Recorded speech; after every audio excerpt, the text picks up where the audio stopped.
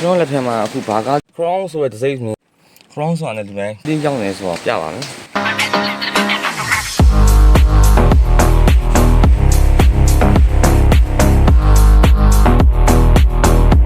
ဒီနေ့ကျွန်တော်လက်ထက်ကိုရောက်နေတဲ့ကားလေးက crown လေးဖြစ်ပါတယ် crown ဆိုတဲ့ design မျိုး crown ဆိုတာနဲ့ဒီပိုင်းသိကြပါတယ်ဆိုတော့ကျွန်တော်ဒီကားလေးကိုအသေးစိတ်တော့အရှင်းပြတော့ဘူးပေါ့ဘာပါလဲ sport mode ပါတယ် normal ပါတယ်ဒါရကျွန်တော်ဒီရင်တိုင်းပဲ auto ကြီး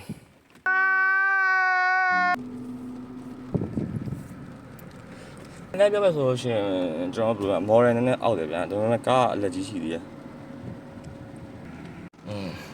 ဒီကောင်လေးကအလုံးမလုံး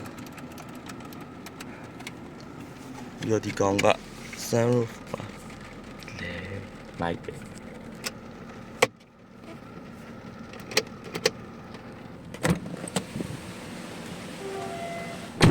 အဲ့ဆိုရောဘာကွာလဲဆိုတော့ဆင်စီအားကြောက်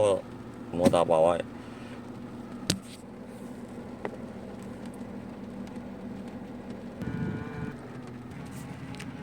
တော့စူတောင်းပြီးတော့ကားကိုကျွန်တော်သုံးမှတ်ပတ်လန်း